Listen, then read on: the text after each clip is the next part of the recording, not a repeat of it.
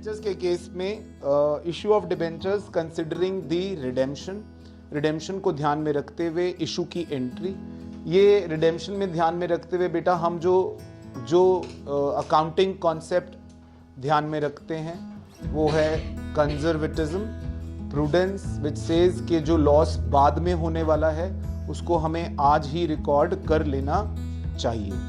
तो एक ही लॉस का इसमें जिक्र होगा, वो होगा प्रीमियम ऑन रिडेम्पशन, उसको हमें ध्यान में रखना है और उसका मेंशन हमने इशू के टाइम पे ही कर देना है। बाकी कुछ इसमें खास मुश्किल है नहीं, आपको 2 एंट्रियां करनी है हर केस की। 2 एंट्रियां करने का रूल मैं आपको बता देता हूं, उस रूल को फॉलो करेंगे and it will be done.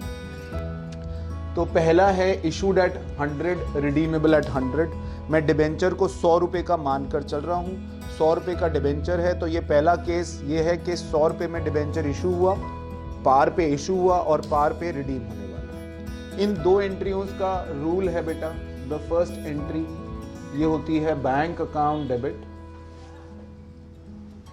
To debenture application and allotment account. ये वाली एंट्री तो फिक्स रहेगी। अमाउंट इसमें आप क्या भरेंगे, जितने का आपने डिबेंचर इशू किया है, ऑलवेज हमेशा कितने में करेंगे ये एंट्री, जितने में आपने डिबेंचर इशू किया है। So bank to debenture application and allotment 100 रुपए, ठीक है। सेकेंड एंट्री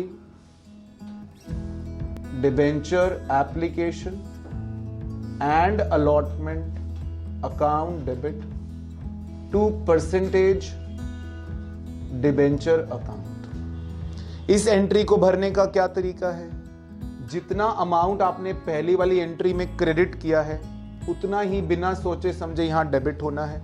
उसके अलावा डेबिट आप कर ही नहीं सकते, क्योंकि करोगे तो फिर कुछ ना कुछ बैलेंस रह जाएगा और वो बैलेंस आप कहां संभालोगे। और इसमें जो परसेंटेज डिबेंचर है इसमें हमेशा फेस वैल्यू आती है। हमारे एग्जाम्पल में हमारे डिबेंचर की फेस वैल्यू 100 रुपए है, तो ये 100 रुपए आना है, इसके अलावा कुछ नहीं आ सकता, ठीक है।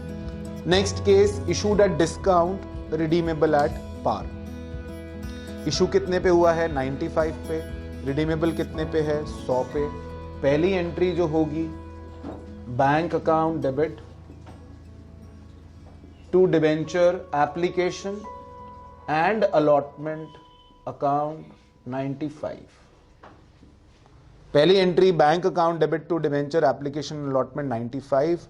रूल वही है, जितने में डिबेंचर इशू किया है पहली एंट्री आप उसी से करेंगे बिना सोचे समझे, क्योंकि उतना ही पैसा आया है आपका। पहली एंट्री बैंक की है तो बैंक में उतना ही पैसा आया है जितने में डिबेंचर इशू किया आपने। Then second entry debenture application and allotment account debit to percentage debenture account. अब बेटा ये भरना सिखा रहा हूं आपको ताकि आपसे गलती ना हो, आपके गलती के चांसेस बिल्कुल कम हो जाएंगे। मैंने आपसे कहा कि ये एंट्री कैसे भरेंगे। ये एंट्री भरने के लिए आप पहले bank debenture application and allotment account में आप क्या भरेंगे, जितने का आपने ऊपर क्रेडिट किया है उतना ही नीचे आप डेबिट करेंगे, तो 95 ही आएगा यहां पर, एम आई राइट। और यहां पर कितना आएगा, हमेशा फेस वैल्यू, तो डेबिट में ही डिफरेंस रह गया। और डेबिट का डिफरेंस मुझे समझ भी आ रहा है कि हमने डिबेंचर डिस्काउंट पे इशू किया है and discount is a loss for us, so debit all the losses. तो यहां पर हम डेबिट कर देंगे discount on issue of debenture account debit 5 रुपए। Hope this is okay. अब आपने अगला डिबेंचर जो है 110 में इशू किया है और 100 में रिडीमेबल है, यानी अगर मैं थ्योरेटिकली बोलूं तो ये इशूड एट प्रीमियम है, रिडीमेबल एट पार है। पहली एंट्री करेंगे bank account debit to debenture application and allotment account 110 रुपए। Is that okay? Bank to debenture application allotment 110। Rule, जितने का डिबेंचर हुआ है इशू उतने की ये एंट्री होगी। Second entry debenture application and allotment account debit to percentage debenture account. Application allotment account debit कितना होगा बेटा? जितना ऊपर क्रेडिट किया है उतना ही नीचे डेबिट, सेम रूल। और ये फेस वैल्यू से ऊपर आ नहीं सकता, तो क्रेडिट में डिफरेंस रह गया है 10 रुपए का। वो क्रेडिट का डिफरेंस क्या होगा? प्रीमियम, है ना? क्रेडिट ऑल दी गेन्स, ये प्रीमियम आपके लिए फायदा है। 100 की चीज आप 110 में इशू कर रहे हैं, तो यहां पर आएगा टू सिक्योरिटी प्रीमियम अकाउंट 10 रुपए। Hope this is okay till here, things are getting clear. अब ये चीजें और क्लियर होंगी जब रिडेम्पशन पे प्रीमियम, अब बाकी के तीनों केस रिडेम्पशन पे प्रीमियम वाले हैं। जैसे मैंने पहले भी आपको बताया, प्रीमियम जो रिडेम्पशन का है वो आपका आने वाले समय का लॉस है। भाई किसी से 100 रुपए लेकर उसको बदले में 105 रुपए दो, तो ये 5 रुपए आपका नुकसान ही है। एंड एज पर कंजर्वेटिज्म आपको ये 5 रुपए अभी रिकॉर्ड करना है। मान लीजिए डिबेंचर अभी इशू करें और रिडीम करने हैं आज से 5 साल बाद, तो प्रीमियम तो 5 साल बाद देना है, फालतू पैसे तो 5 साल बाद देने हैं, लेकिन उसको लॉस, उसको नुकसान आपने अभी मान लेना है, इशू के टाइम पर ही।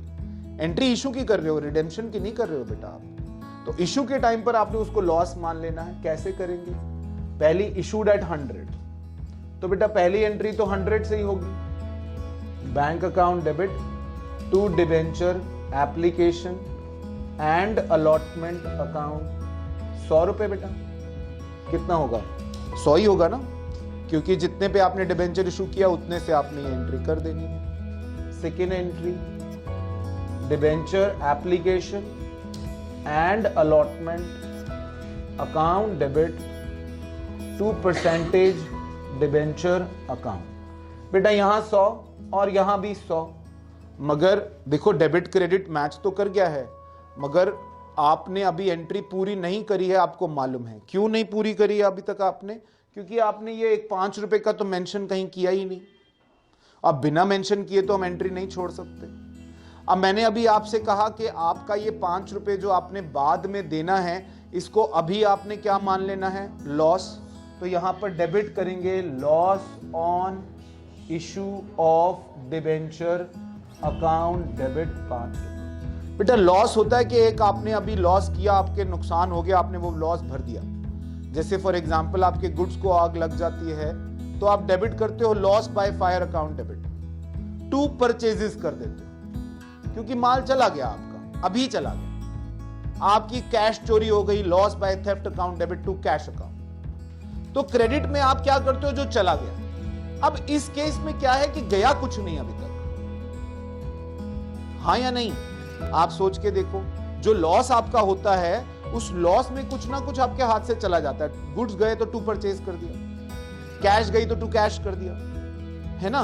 फर्नीचर को आग लग गई, loss by fire to furniture account. तो यहां पर लेकिन अभी कुछ गया तो है नहीं, अभी ये 5 रुपए आपने दिए नहीं है, देने हैं। तो यानी आप इसको एज अ लायबिलिटी आप मान लेंगे, आप इसको लायबिलिटी की तरह रख लीजिए। To premium on redemption account 5 रुपए। Is that okay? Got my point?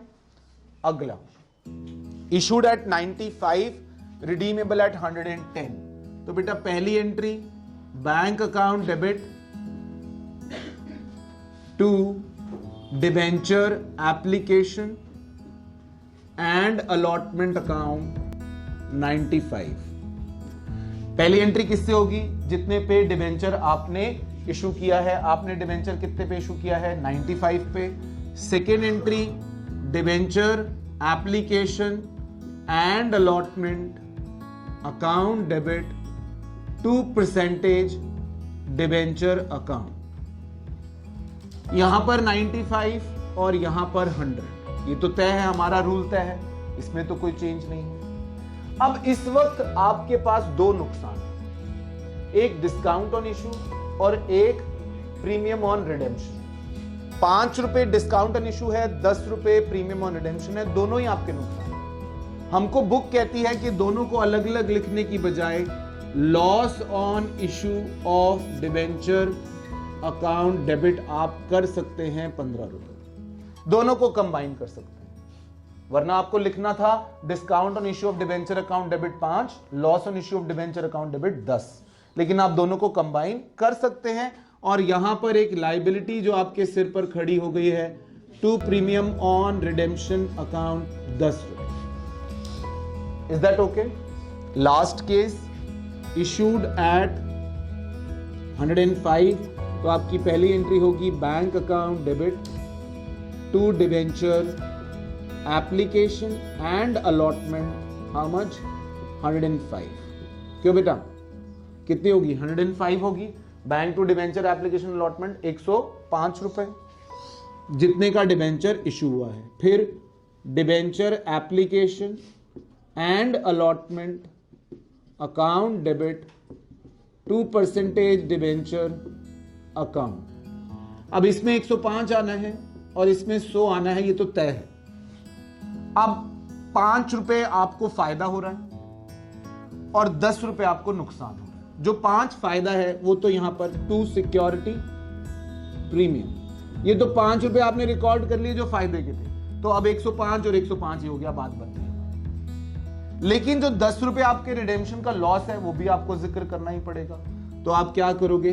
Loss on issue of debenture account debit 10 रुपए टू प्रीमियम ऑन रिडेम्पशन 10 रुपए। Is that okay? Got it? 6 के रूल, पहली एंट्री किससे होगी? जितने पे डिबेंचर इशू होगा, और दूसरी एंट्री में जितना डिबेंचर एप्लीकेशन अलॉटमेंट पहली एंट्री में क्रेडिट किया है उतना ही दूसरी में आप डेबिट करेंगे, और 2% डिबेंचर हमेशा फेस वैल्यू है। अगर इतना भी आप याद रखोगे तो डिफरेंसेस भरने में आपसे गलतियां कम होंगी। मुझे लगता है कि गलती के चांसेस कम होंगे अगर आप ये रूल्स याद रखें। करना है कॉपी?